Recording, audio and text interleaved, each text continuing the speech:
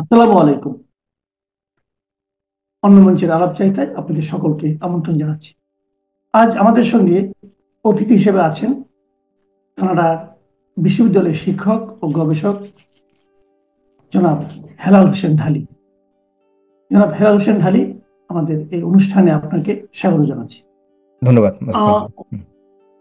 যে আপনি সরাসরি আমরা আলোচনায় আসি। আপনি নিশ্চয়ই খেয়াল করেছেন বিএনপির ভারপ্রাপ্ত চেয়ারম্যান জনাব তারেক রহমান একটা ফেসবুকে একটা পোস্ট দিয়েছেন।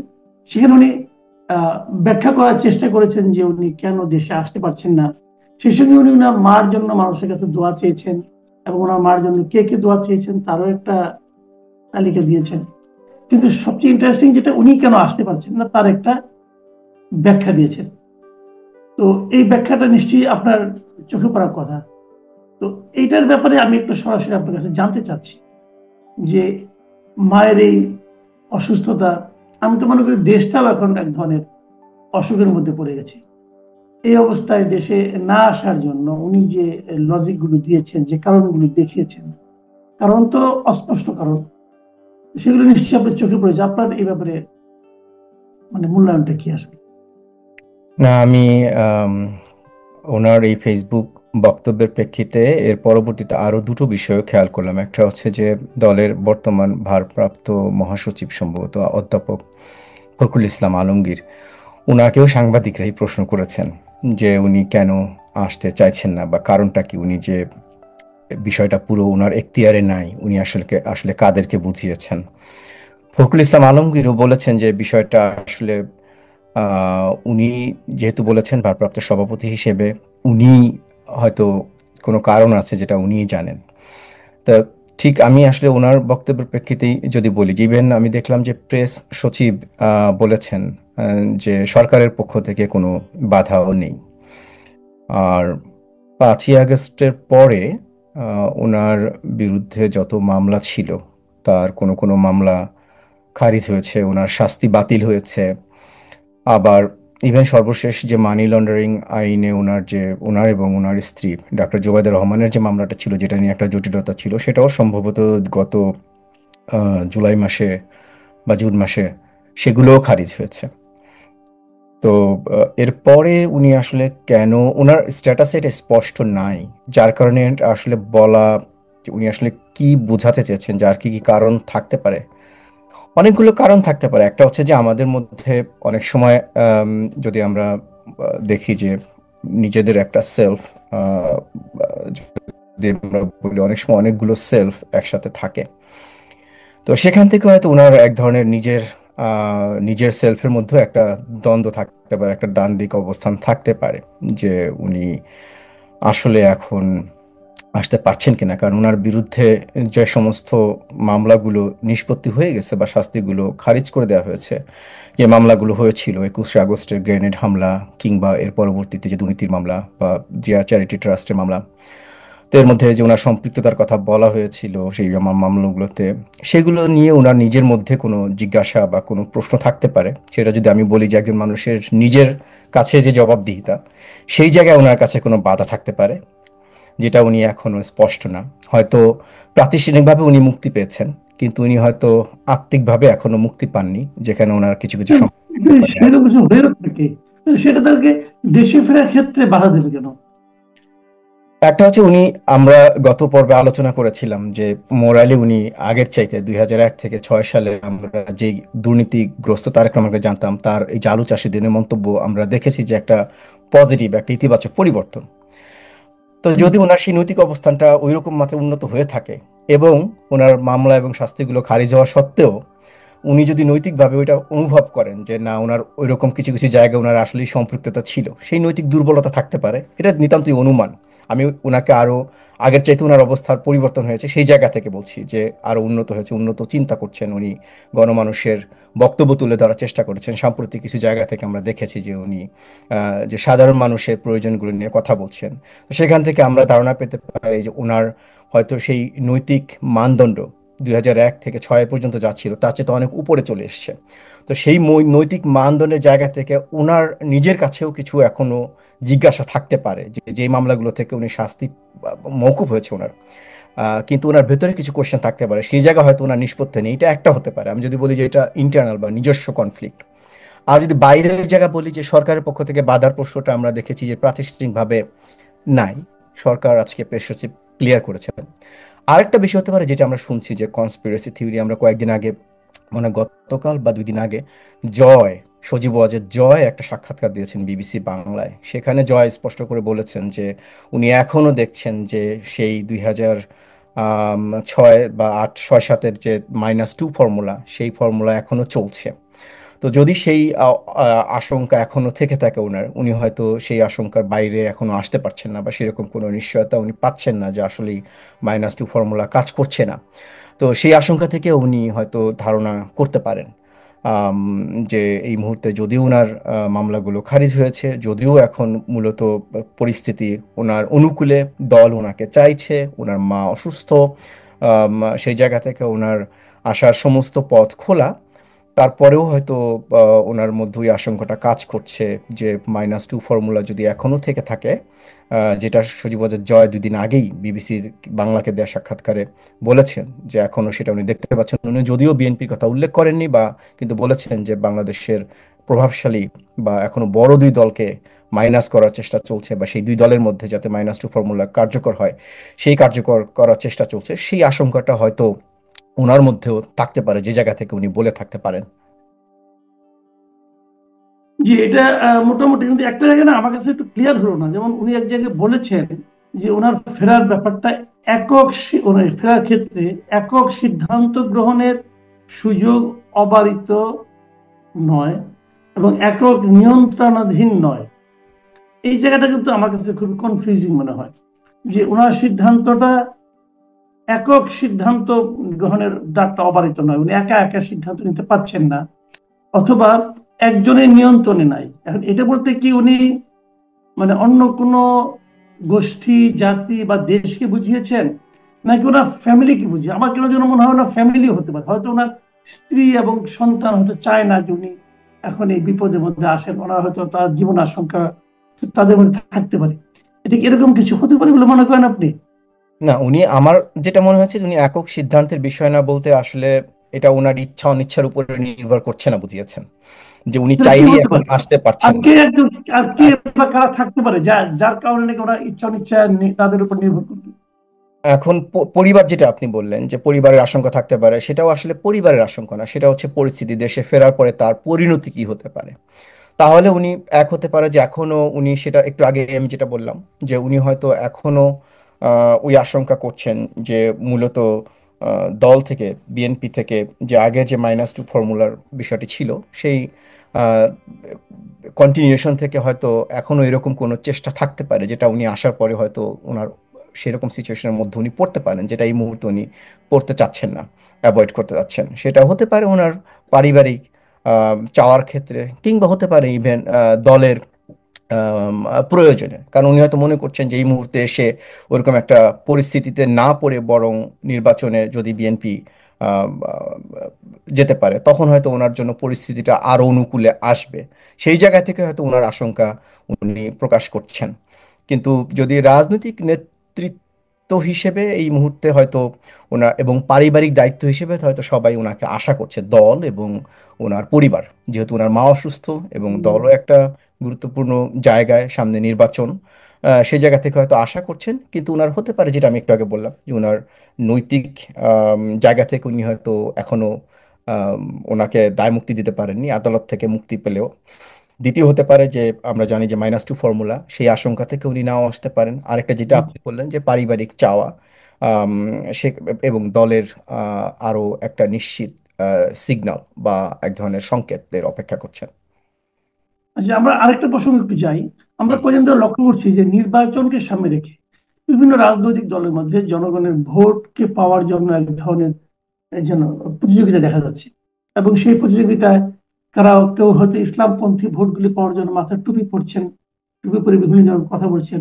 আবার জামাত ইসলামকে দেখতে তারা এই হিন্দুদের কোনো ধর্মীয় অনুষ্ঠানে যে হাজির হচ্ছেন, অনেক জামাতের নেতাদের দেখতে তারা শ্লোক পাঠ করছেন হিন্দুদের, এবং করার মাধ্যমে তাদেরকে বোঝানোর চেষ্টা করছেন যে আমরা আপনাদের সঙ্গে আছি। এক জায়গায় দেখলাম তো জামাত একজন হিন্দু ব্যক্তিকে মনোনয়ন দিয়েছেন। এগুলি সবই এক এক ধরনের কিন্তু ইঙ্গিত বহন করতে। সর্বশেষ দেখলাম মুক্তিযুদ্ধের পক্ষের ভোটগুলি পাওয়ার জন্য জামাতের নেতা এটিএম আজহার বললেন যে জামায়াতই স্বাধীনতা মুক্তিযুদ্ধের সপক্ষে শক্তি। এই কথাটা আসলে কি মানে উনি তো বলেই ফেললেন, তো মানে এটা কি আসলে মানার মতো বিষয় কিনা, আপনার কাছে কি মনে হয়? একটা হলো যে এটা তো স্পষ্ট যে 1971 সালে বাংলাদেশে যে মুক্তিযুদ্ধ হয়েছিল সেই মুক্তিযুদ্ধের পক্ষে জামায়াত ছিল না। এখন আমি জানি না, ওনার পুরো বক্তব্য আমি দেখি নাই যে উনি মুক্তিযুদ্ধ বলতে উনি আসলে কোন মুক্তিযুদ্ধকে বুঝিয়েছেন। ওনারা সাধারণত জামায়াত ইসলামের আরো বক্তব্য কোনো মুক্তিযুদ্ধ আছে নাকি? না, ওনারা ওনারা যেটা অনেক সময় রেফার করেন যে 1947 সালের যে আমরা যে দেখি যে ইয়া থেকে ব্রিটিশ উপনিবেশ থেকে যে মুক্তি, সেটাকে ওনারা অনেক সময় একদম মূল উৎস সেখানেও তো হিসেবে জামাত পক্ষে ছিল না। না, পক্ষে ছিল না। এই জন্য আমি ঠিক নিশ্চিত না, কারণ ওনারা অনেকে দেখেছি যে ইভেন 24-এর পরে ওনারা বলার চেষ্টা করেছেন দ্বিতীয় স্বাধীনতা, দ্বিতীয় স্বাধীনতা, তাও প্রথম স্বাধীনতাকে স্বীকার করেই এটাকে বলা হয় দ্বিতীয় স্বাধীনতা। তো রাইট। এটা তো স্পষ্ট যে আসলে উনি মুক্তিযুদ্ধে জামায়াত ইসলাম মুক্তিযুদ্ধের পক্ষে ছিল না। এখন ওনারা বারবার যেটা করেছেন যে এখন হয়তো ওনারা দেখছেন যে কোনোভাবেই হয়তো মুক্তিযুদ্ধকে পাশ কাটিয়ে কোনো কিছু করা সম্ভব হচ্ছে না। ওনারা চেষ্টা করেছেন বিভিন্ন সময় মুক্তিযুদ্ধকে কোনোভাবে ইগনোর করার জন্য, যেটা জামাতের আমি বলবো যে টিল নাও একটা চলমান রাজনৈতিক ভুল। যেমন যে কোনো একটা রাজনৈতিক দলের একটা আদর্শ থাকতে পারে, তাদের অবস্থান থাকতে পারে। 1971 সালে হয়তো জামাত আসলে ভুল অবস্থান নিয়েছিল, তারা হয়তো ভুল বিষয়ে ভুল দিকে গিয়েছিল, এবং পরবর্তীতে তাদের নেতা গোলাম আজম কিন্তু এর পরবর্তীতেও সম্ভবত 7-8 বছর পর্যন্ত তারা পূর্ব পাকিস্তান পুনরুদ্ধার কমিটির মাধ্যমে তারা এটা চেষ্টা চালিয়ে গেছে। তো সেই জায়গাটা তারা কখনো স্বীকার করেনি কিন্তু যে তারা আসলে মুক্তিযুদ্ধর আসলে পক্ষে বা তাদের কার্যক্রমে তো আমরা দেখেছি যে তারা মুক্তিযুদ্ধের পক্ষে ছিল না। সেটা বরং স্বীকার না করে এখন মুক্তিযুদ্ধের পক্ষে শক্তি দাবি করাটা, এটা আসলে সম্পূর্ণ আমি বলবো যে একটা মিথ্যা দাবি। বরং তারা যদি এটা করতো যে হ্যাঁ আমরা তখন আমাদের বলা যায় আমাদের দূরদৃষ্টি ছিল না, আমরা আসলে বুঝতে পারিনি, গণমানুষের চাওয়াটা আমরা বুঝতে পারিনি, আমরা পাকিস্তানের প্রতি এত অন্ধ ছিলাম বা আমাদের একটা ধর্মীয় আদর্শগত জায়গা থেকে এত অন্ধ ছিলাম যে আমাদের সেই বিভাগটা আমরা বিভাজনটা আমাদের কাছে আসলে গ্রহণযোগ্য ছিল না। আমরা পক্ষ নিয়েছিলাম দুই পাকিস্তান এক থাকার, আমরা বাংলাদেশের স্বাধীনতা সংগ্রামের বিরুদ্ধে গিয়েছিলাম, কিন্তু পরবর্তীতে আমরা এটা বুঝতে পেরেছি যে এটা আসলে আমাদের ভুল ছিল, এবং সেটা যদি তারা স্বীকার করে বরং তারা এগুতো, এবং তারা যদি এইটা বলতো যে হ্যাঁ আমরা বরং মুক্তিযুদ্ধের যে চেতনা, যেই চেতনা বা যেই স্বপ্ন নিয়ে বাংলাদেশ স্বাধীন হয়েছিল, আমরা এখন চেষ্টা করব আমাদের সেই ভুল থেকে সেই চেতনাকে বাস্তবায়ন করার জন্য, এবং সেই স্বপ্নকে বাস্তবায়ন করার জন্য মানুষের আশা আকাঙ্ক্ষার প্রতিফলন আমরা ঘটানোর চেষ্টা করব। তাহলে আমার কাছে মনে হয় যে জামায়াতের বিরুদ্ধে যে বরাবরের যে অভিযোগ যে জামায়াত মিথ্যাচার করে বা মুক্তিযুদ্ধকে তারা কখনোই স্বীকার করতে চায় না, বরং মুক্তিযুদ্ধকে তারা সবসময় বিভিন্ন সময় অপমান করে। কয়েকদিন আগে দেখলাম তারা মুক্তিযুদ্ধে বাংলাদেশের পতাকা সম্ভবত কোথাও স্টেজে দিয়েছে, সেটা নিয়ে অনেক জায়গায় সমালোচনা দেখেছি যে তারা বাংলাদেশের পতাকাকে মূলত অবমাননা করেছে।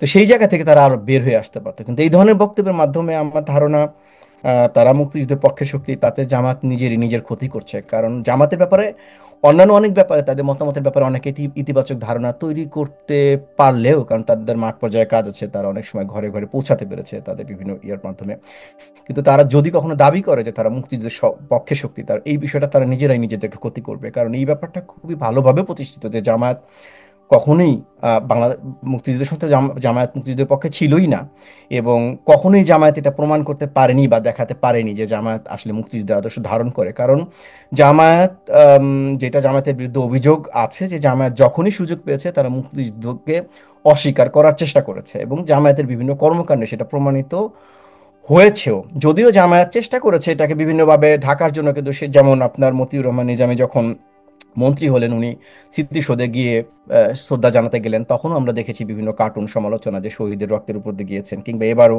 ডাকসু নির্বাচনের পরে ডাকসু নেতৃবৃন্দ বুদ্ধিজীবী স্মৃতিসৌধে গিয়েছেন, কিন্তু ওনারা বরাবরই এটা করেছেন ন্যারেটিভটাকে চেঞ্জ করে দিয়ে। যেমন এই যে বুদ্ধিজীবী ইসে যে গেলেন ওনারা ওনারা আহ, আহ, তো সেখানে ওনারা হ্যাঁ, বলার রাজা। হ্যাঁ রায়বাজার, ওনারা বলার চেষ্টা করেছেন বুদ্ধিজীবীদের হত্যা করেছে আসলে কারা, এই ন্যারেটিভটাই চেঞ্জ করার চেষ্টা করেছেন। তো আমার কাছে মনে হয় যে এই জায়গায় যদি জামায়াত আরো সততার সাথে আগায় বা এগুতে পারতো, তাহলে আমার কাছে মনে হয় তাদের গ্রহণযোগ্যতা আরো বাড়তো। কারণ রাজনৈতিক ভুল অনেক বড় বড় রাজনৈতিক দলও করতে পারে, হয়ে যায়।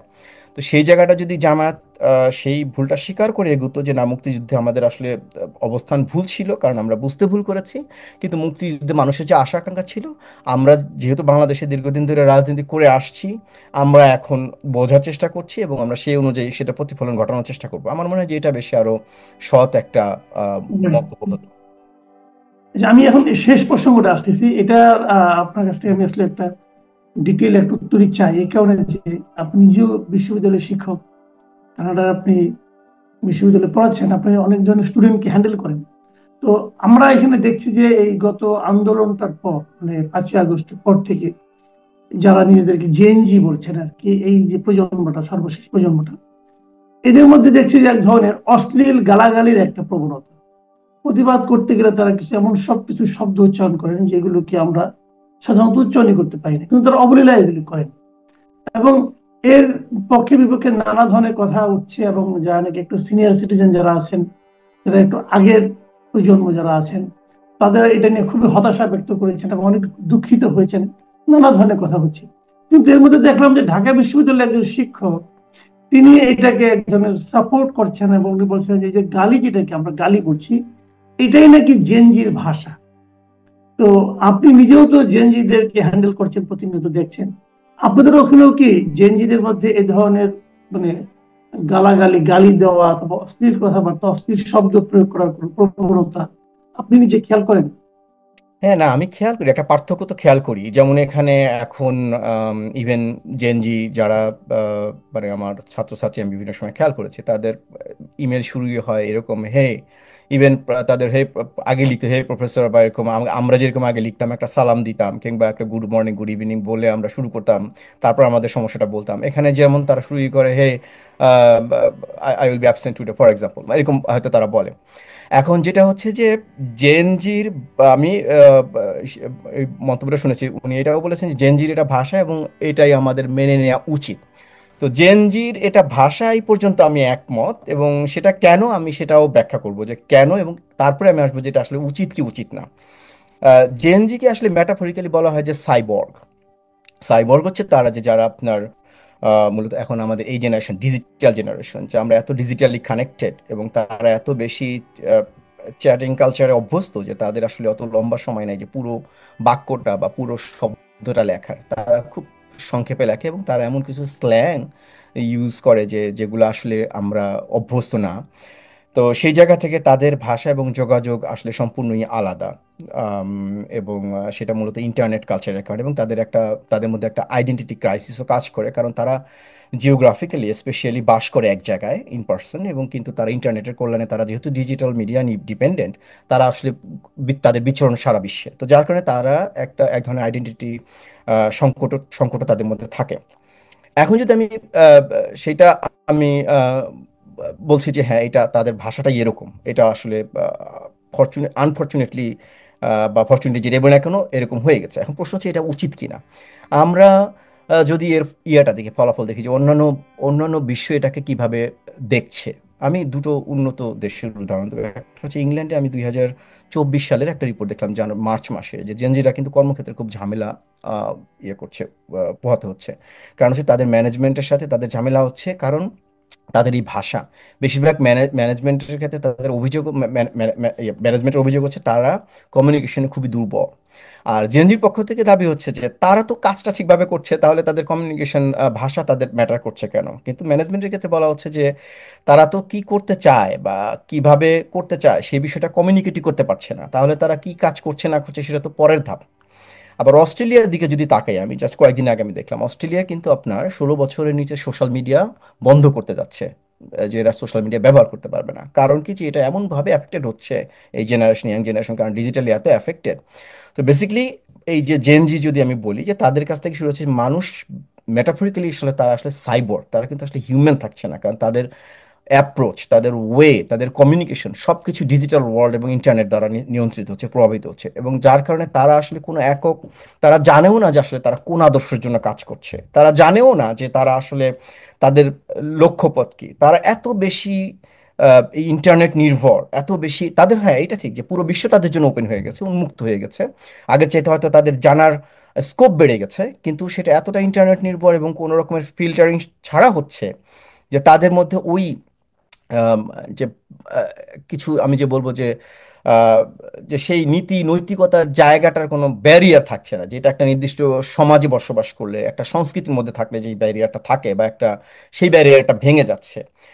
এখন উচিত অনুচিতের প্রশ্নে আমরা বিভিন্ন বিশ্বের রিয়াকশন থেকে আমরা দেখছি তারা কিন্তু ভালোভাবে নিচ্ছে না। হয়তো বিভিন্ন উন্নয়নশীল দেশে তারা বড় বড় পরিবর্তন ঘটিয়ে ফেলছে, কারণ হচ্ছে যে যেহেতু তারা মিডিয়া এবং মিডিয়া নির্ভর সমাজ। কিন্তু আমরা উচিত অনুচিত প্রশ্নে বিভিন্ন দেশের রিয়াকশনে কিন্তু আমরা ভিন্ন দেখছি, তারা কিন্তু সেভাবে ভালোভাবে গ্রহণ করছে না। কিন্তু আপনার মানে অশ্লীলের যে আপনার ব্যারিয়ার ইটা আপনার মাঝখানে সীমারেখাটা, সেটাকে কি সব জায়গায় অতিক্রম করছে? আহ, অশ্লীলতা কি মানে স্বাভাবিকতা হচ্ছে? এটা এটা স্বাভাবিকতা হচ্ছে কিনা জানি না, কিন্তু সব জায়গায় এটা সীমা অতিক্রম করছে। এটা এটা ইভেন পশ্চিমা বিশ্ব জেনজিদের যে তাদের যে কমিউনিকেশনের যে ধরন, তাদের যে স্ল্যাং মানে যেগুলো ব্যবহার করে, সেগুলোর হুম। সাথে আগের জেনারেশন অভ্যস্ত না। মানে যেটা আমরা শিখতাম যে এটা এটা ব্যবহার করা উচিত না, এটা ব্যবহার করা উচিত না, even এখানে এখনো পর্যন্ত প্রতিনিয়ত স্কুলে শেখাচ্ছে বাচ্চাদের যে কি কি ব্যাড ওয়ার্ড বলা যাবে না, এফ ওয়ার্ড, পি ওয়ার্ড, এরকম নানান রকমের শেখায়। কিন্তু তাদের কিন্তু ঠেকানো যাচ্ছে না। দেখা যাচ্ছে ইন্টারনেট, সোশ্যাল হুম। মিডিয়ায় তারা কিন্তু ঠিকই সেটার দ্বারা প্রভাবিত হচ্ছে। ওই যে বললাম যে মানুষ বেসিকলি এখন ওই জেনারেশন, আরও যেহেতু তারা শুরু থেকে তারা ইন্টারনেটের বাইরের দুনিয়াটা কল্পনা করেনি, আমাদের জেনারেশনও আমরা কিন্তু এক ধরনের নন ডিজিটাল এবং ডিজিটালের একটা ট্রানজিশন, কিন্তু ওই জেনারেশনটা শুরুই হচ্ছে এক ধরনের ডিজিটাল জেনারেশন। তারা এর বাইরের বিশ্ব চিন্তাই করতে পারে না। এর কারণে যেটা হয়েছে যে সেই প্রভাবিত হয়ে তারা সেখানে স্ল্যাং এবং শর্ট ল্যাঙ্গুয়েজ ছাড়া কিছু ব্যবহার করতে পারছে না। জি, জি, বুঝতে পেরেছি। জি, অনেক ধন্যবাদ আপনাকে। প্রিয় দর্শক, আপনারা শুনলেন, আমি নিজে কিন্তু এটা আতঙ্কিত বোধ করছি, বিশেষ করে শেষ প্রসঙ্গটা নিয়ে। এটাও হতে পারে আমরা হয়তো একটু পিছিয়ে থাকা প্রজন্মের লোক, এই জন্য আমরা হয়তো বুঝতে পারবো না। কিন্তু তারপরেও জেনজি যারা আছেন তাদের কাছে অনুরোধ থাকবে, ভাই আমাদের মৃত্যু পর্যন্ত অপেক্ষা করেন, তারপর না হয় আপনারা আপনাদের মতো করে বলেন।